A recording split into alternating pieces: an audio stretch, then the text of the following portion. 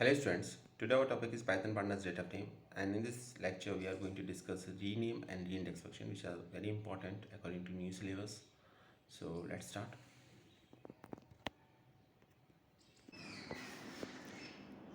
तो स्टूडेंट्स यहाँ पर डिफरेंट मेथड्स हैं, फंक्शंस हैं जिसका हम यूज़ कर सकते हैं रीनेम और रीइंडेक्स करने के लिए। तो जैसे रीनेम है तो this method simply rename the index and the column level in the data frame. तो अगर आप पहले से एक डेटा फ्रेम बना चुके हैं और आपको कॉलम लेवल या इंडेक्स लेवल का नेम चेंज करना है, उसे रीनेम करना है, तो रीनेम मेथड का आप यूज़ कर सकते हैं। इसी तरीके से नेक्स्ट है री इंडेक्स।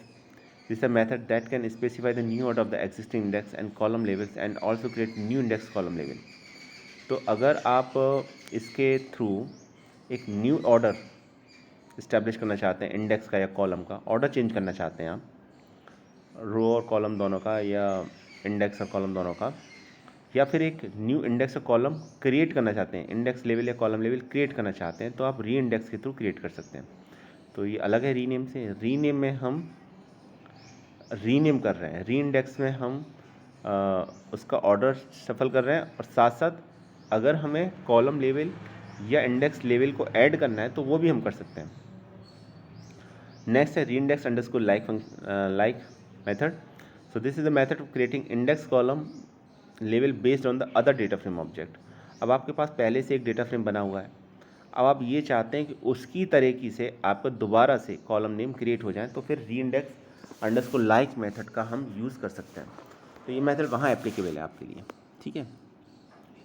तो चलिए एक एक करके यूज़ करते हैं। तो इन शॉर्ट, अगर आपको कॉलम और कॉलम इंडेक्स या लेवल इंडेक्स, कॉलम इंडेक्स या कॉलम लेवल या इंडेक्स लेवल का आपको नेम चेंज करना है तो रीनेम। अगर आपको एग्जिस्टिंग इंडेक्स या कॉलम का ऑर्डर चेंज करना है या ऐड करना है तो री इंडेक्स। इसमें ऐड भी कर सकते हैं कॉलम इंडेक्स, कॉलम लेवल और इंडेक्स लेवल दोनों को, न्यू को। और री इंडेक्स लाइक में पहले से कोई एग्जिस्टिंग डेटा स्ट्रक्चर है, कोई डेटा फ्रेम है, उसकी तरीके से आप कोई इंडेक्स या कॉलम लेवल को चेंज करना चाह रहे हैं तो वो भी आप कर सकते हैं। तो एक एक करके देखते हैं। सबसे पहले रीनेम मेथड। तो रीनेम मेथड क्या है, ये देखिए। Rename function is a minimalistic form has the following syntax. तो इसमें मेन आपके पैरामीटर्स लिए गए हैं, तो काफ़ी ये बड़ा आपका, लेकिन इसमें हम मेन ही देखेंगे। डेटा फ्रेम का नेम लिखते हैं, डॉट रीनेम लिखते हैं। फिर इसमें 3 पैरामीटर्स को हम यहाँ ले रहे हैं सिर्फ, एक है मैपर, एक है एक्सेस और एक है इनप्लेस। या फिर हम ऐसे ले सकते हैं data frame dot rename index column और इनप्लेस। तो या तो मैपर लीजिए, मैपर के साथ आपको एक्सेस बताना पड़ेगा, ठीक है, या फिर आप इंडेक्स और कॉलम को अलग अलग ले सकते हैं। और एक इनप्लेस और पैरामीटर है जिसकी value by default value false होती है। तो एक एग्जाम्पल के थ्रू समझते हैं तो ज़्यादा सही समझ में आएगा आपको। ये देखिए, अगर हम जो बात करते हैं मैपर इंडेक्स या कॉलम की, तो इसमें एक बात समझ लीजिए, या तो आप मैपर यूज़ करोगे या फिर आप कोई इंडेक्स या कॉलम पैरामीटर को यूज़ करोगे। तो मैपर इंडेक्स कॉलम कोई डिक्शनरी हो सकती है आपकी, ठीक है। एक्सेस या तो ज़ीरो होगी या 1 होगी। इन प्लेस एक बुलियन वैल्यू है जिसकी वैल्यू या तो ट्रू होगी या फॉल्स होगी। अगर इसकी वैल्यू ट्रू है, डिफ़ॉल्ट वैल्यू से फॉल्स होती है, अगर इसकी वैल्यू ट्रू है, इसका मीनिंग ये होगा then changes are made in the data frame and new data frame is not return. तो जो एग्जिस्टिंग डेटा फ्रेम है उसके अंदर चेंजेस हो जाएंगे, ठीक है, और कोई नया डेटा फ्रेम रिटर्न नहीं होगा, यानी कि जो ओल्ड था उसमें ही चेंज हो जाएगा आपका। तो ये देखिए, मैं जूम कर देता हूँ यहाँ पर। अब एक मान लेते हैं हमारे पास एक डेटा फ्रेम है, ठीक। डेटा फ्रेम है एनडीएफ, अच्छी तरीके से देख लीजिएगा, समझ लीजिएगा, हम रीनेम मेथड इस पर अप्लाई करने जा रहे हैं, ठीक। अब इसमें 4 कॉलम्स है, 2016, 2017, 2018 एंड 2019। 4 ही रो है, Q2R1, Q2R2, Q2R3 and Q2R4। ये हमारा ओरिजिनल डेटा फ्रेम है।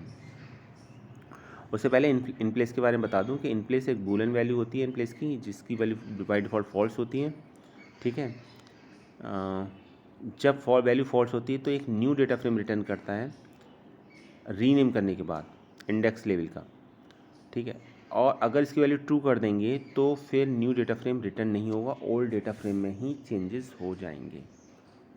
तो अभी हमारा डेटा फ्रेम है, डेटा फ्रेम का नेम है एनडीएफ। डेटा फ्रेम की यहाँ पर अगर आप देखेंगे कॉलम नेम हो जाएगा 2016, 17, 18, 19, रो के नेम हो जाएंगे Q2R1, Q2R2, Q2R3 and Q2R4। अब हम इसमें जाते हैं और हम रीनेम मेथड को अप्लाई करते हैं। तो आपने क्या काम किया, आपने डिक्शनरी की हेल्प से इसको रीनेम करना है। तो हमने लिखा NDF। NDF क्या है? डेटा फ्रेम का नेम, ठीक है। अब इस पर आपने क्या मेथड अप्लाई किया? रीनेम। तो आप लिखेंगे NDF डॉट रीनेम, उसके बाद पैरेंथेसिस साइन के अंदर आपने लिखा इंडेक्स INDEX इक्वल टू, और इसमें हम क्या काम करेंगे, इसमें हम अप्लाई करेंगे QTR1। QTR1 क्या है?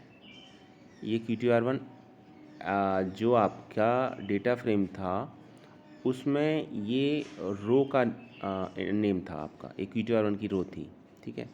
तो इंडेक्स लेवल मेंशन कर रहा है ये।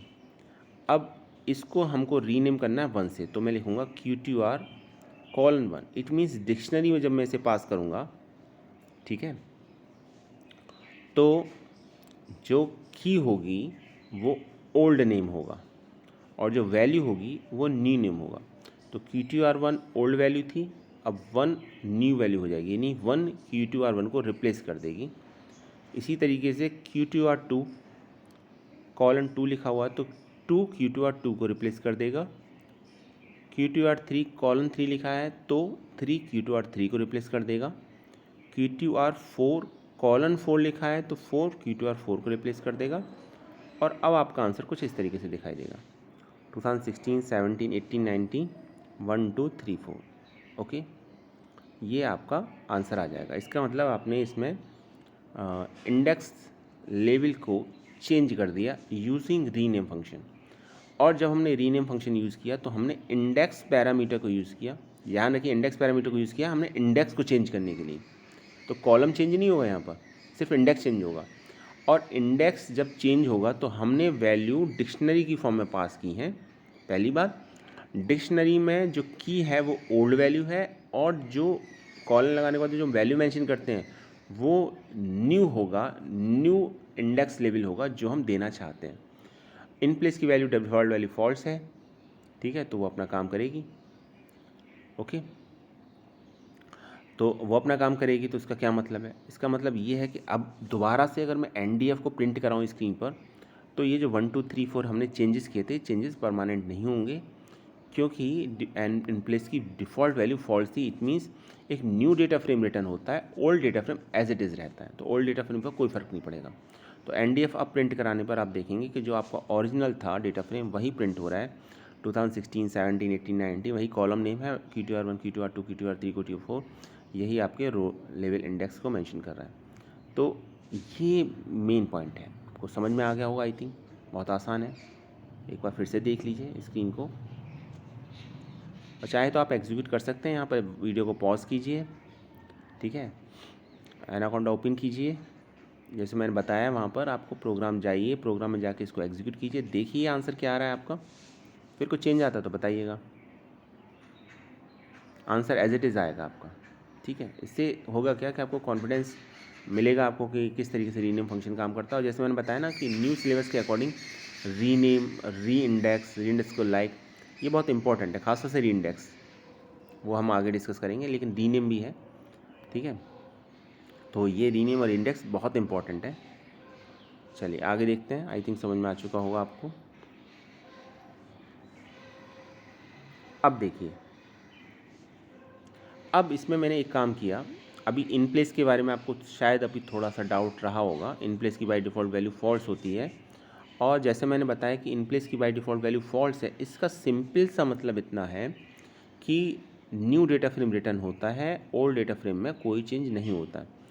क्या होगा अगर हम in place equal to true करते हैं? तो सेम प्रोग्राम है, फिर से वही रीनेम मेथड अप्लाई किया, लेकिन इस बार मैंने इन प्लेस पैरामीटर का यूज़ किया है और in place equal to true लिखा है।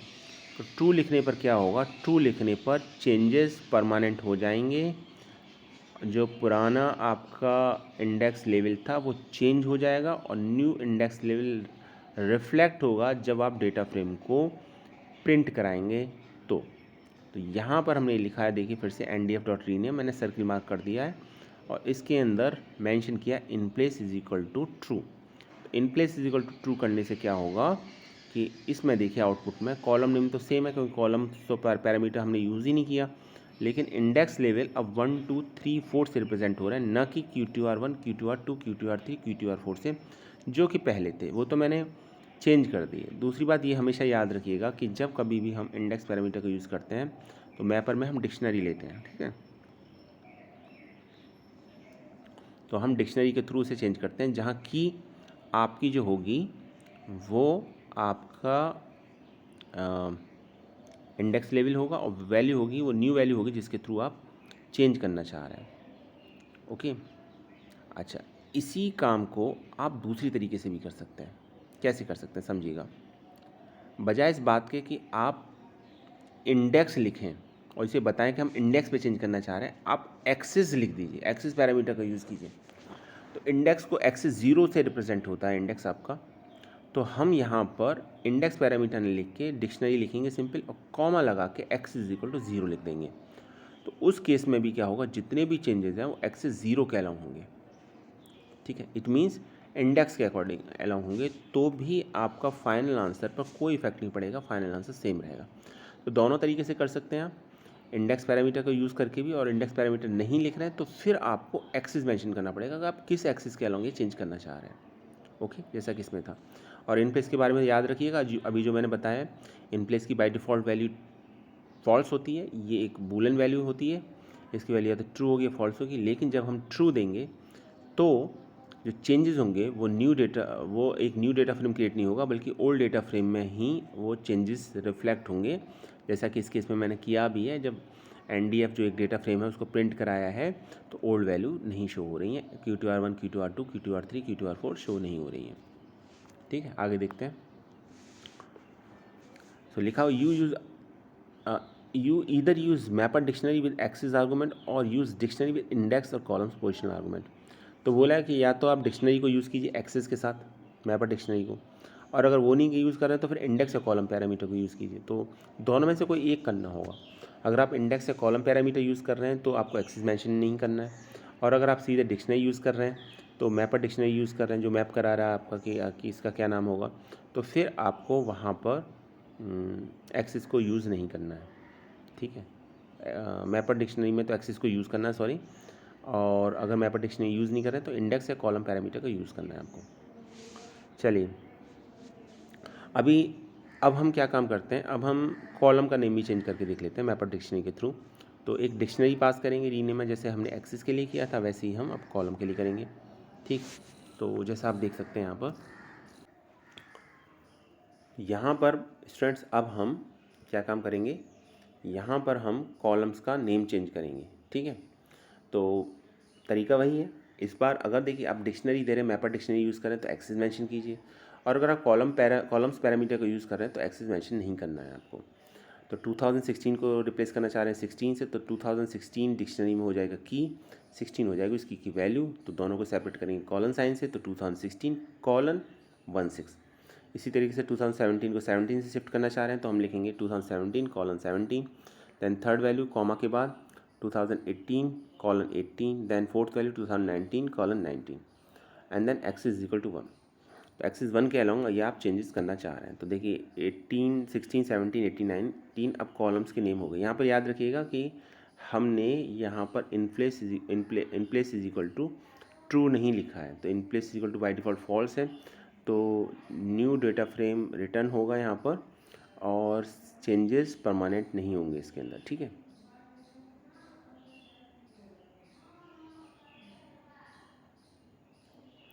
तो देखिए 16, 17, 18, 19 कॉलम्स के नेम हो गए, और रो की जहाँ तक बात है तो वो तो अनचेंज रहेगा, Q2R1 Q2R2 Q2R3 Q2R4। अब देखिए इसको इस तरीके से, अब अगर हम कॉलम्स पैरामीटर का यूज़ करके चेंज करना चाह रहे हैं तो कर सकते हैं। अब आपको एक्सेस मेंशन नहीं करना, तो काम वही होगा, लेकिन इस बार कॉलम्स पैरामीटर हमने यूज़ किया, सिर्फ इतना आएगा। तो लिखा है ndf.rename columns is equal to 2016:16, 2017:17, 2018:18, 2019:19। तो 2016 को 16 रिप्लेस कर देगा, 2017 को 17, 2018 को 18, 2019 को 19। लेकिन इस बार हमने क्या किया, एक्सेस मैंशन नहीं किया बल्कि हमने कॉलम्स पैरामीटर का यूज़ किया है। तो देखिए आंसर फिर से सेम आएगा, आंसर कुछ भी चेंज नहीं होगा, आंसर वही रहेगा आपका। फ़र्क सिर्फ इतना है, इस बार हमने कॉलम्स पैरामीटर यूज़ किया था, पिछली बार हमने डिक्शनरी के साथ एक्सेस पैरामीटर को यूज़ किया था और वहाँ पर हमने बताया था कि एक्सेस 0 होगा या एक्सेस 1 होगा। तो स्टूडेंट ये हो गया हमारा रीनेम फंक्शन। अब रीइंडेक्स मेथड की भी बात करते हैं, रीनेम मेथड की बात कर ली, रीइंडेक्स की बात करते हैं। तो ये रीइंडेक्स का है, ठीक है। तो सिंटेक्स है, डेटा फ्रेम लिखते हैं, डॉट रीइंडेक्स लिखते हैं। जैसे मैंने बताया ना कि जैसे रीनेम तो सिंपल क्या काम करता है, रो लेवल या कॉलम लेवल के नेम चेंज कर देता है, लेकिन रीइंडेक्स क्या करता है, इंडेक्स को सफल करता है, आगे पीछे कर देता है जो आप चाहते हैं, और उसमें कोई न्यू आप ये चाह रहे हैं कि रो ऐड हो जाए या कॉलम ऐड हो जाए उसका, तो वो भी कर सकते हैं आप। तो इसका सिंटेक्स है, सबसे पहले डेटा फ्रेम का नेम डॉट रीइंडेक्स, फिर इंडेक्स लिखते हैं, ठीक है, फिर column, index equal to none default है, कॉलम्स, फिर मेथड और फिर fill underscore value. Fill underscore value की डिफ़ॉल्ट वैल्यू एन है, नॉट ए नंबर, यानी बाय डिफ़ॉल्ट अगर कहीं नंबर नहीं मिलता तो एन से फिल होता है। अगर आप फिल अंडरस्कोर वैल्यू की वैल्यू कुछ और देंगे, 100 या 200 देंगे, तो उससे ये फिल हो जाएगा। तो बहुत इंपॉर्टेंट है ये, ठीक है। या फिर हम ऐसे कर सकते हैं इसको, डेटा फ्रेम डॉट रीइंडेक्स लिखें, लेबल्स लिखें, ठीक है।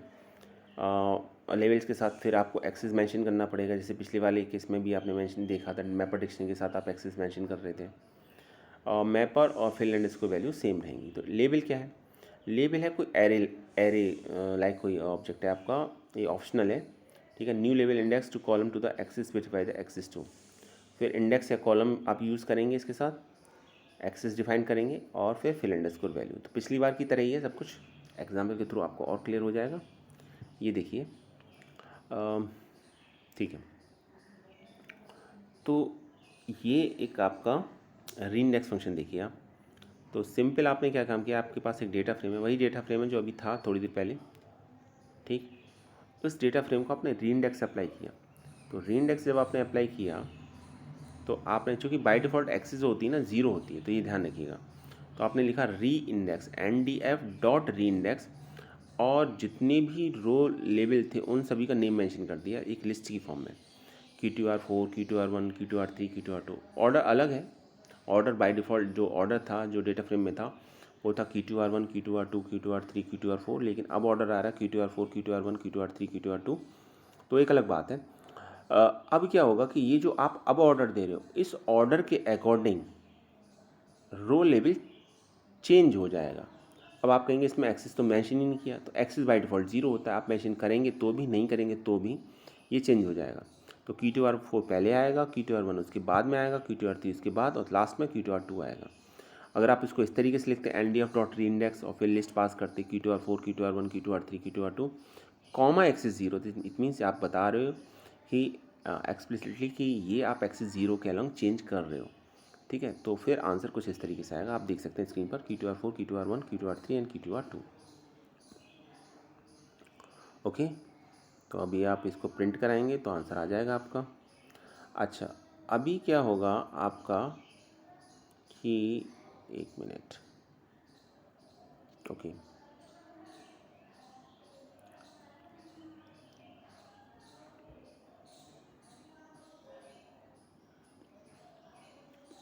दोबारा देखिए, NDF dot re index Q2R4, Q2R1, Q2R3 and then Q2R2।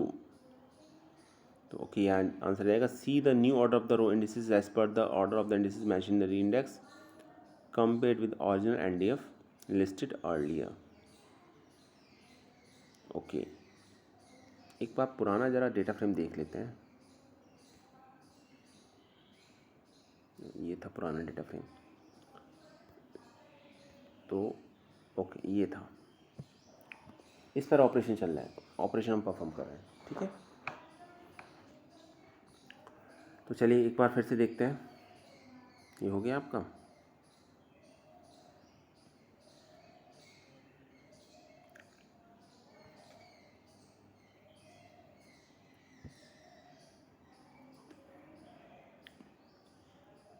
Like rename, in reindex2 you either use mapper sequence with the axis argument or use it with index or columns positional argument।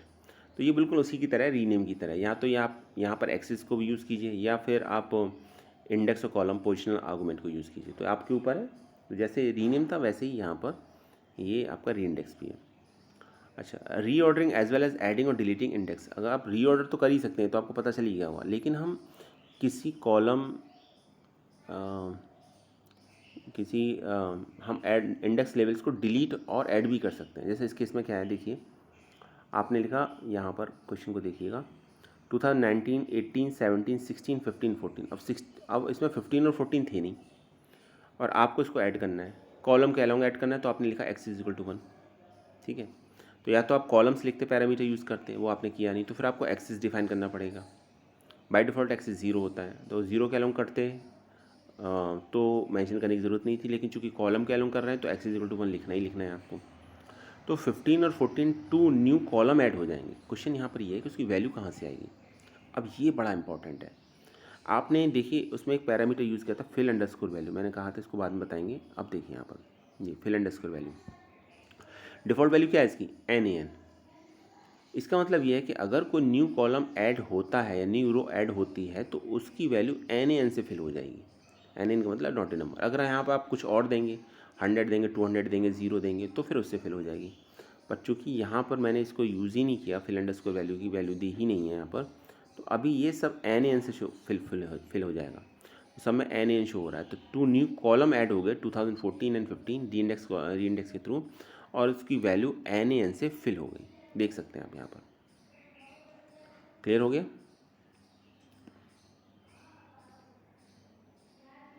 लिखा भी हुआ है newly edit column by default fill with NaN। आगे देखिए,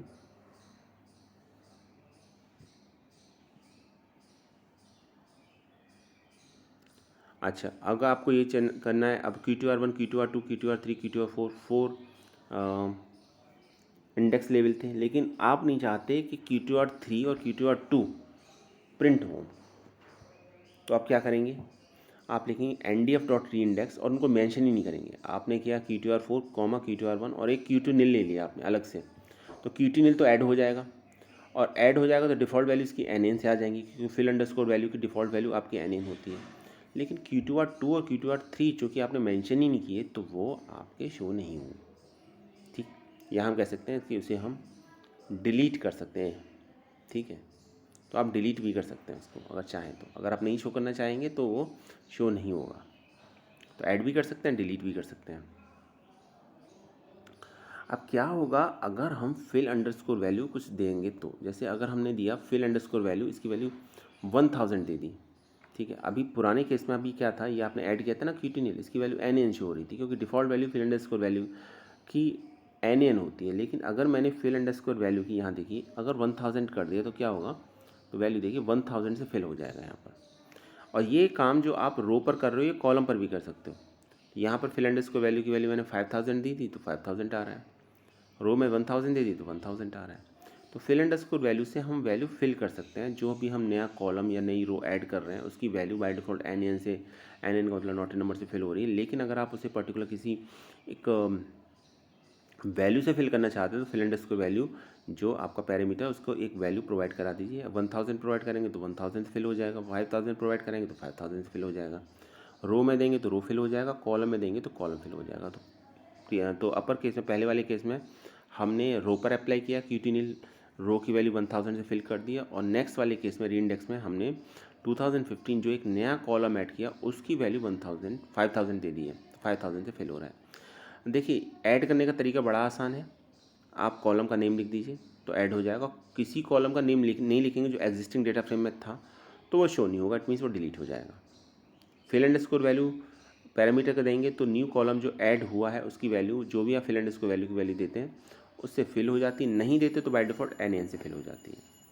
तो ये बड़ा simple सा कॉन्सेप्ट है। ठीक है, तो स्टूडेंट आज के लिए इतना ही। नेक्स्ट वीडियो में हम फिल अंडरस्कोर वैल्यू को समझेंगे। ठीक है, फिल अंडरस्कोर वैल्यू री index underscore like function method को समझेंगे। तो आज के लिए इतना ही। रीनेम और री इंडेक्स एग्जाम के पॉइंट ऑफ व्यू से बहुत इंपॉर्टेंट है, आपको डेफिनेटली एग्जाम में इसका क्वेश्चन मिलेगा, तो आप इसके लिए प्रिपेयर रहिएगा, मेहनत कीजिएगा, इसको एग्जीक्यूट करके देखिए, और कुछ नहीं समझ में आता है तो आप पूछ सकते हैं क्लास में। तो आज के लिए इतना ही। Thanks for watching this video.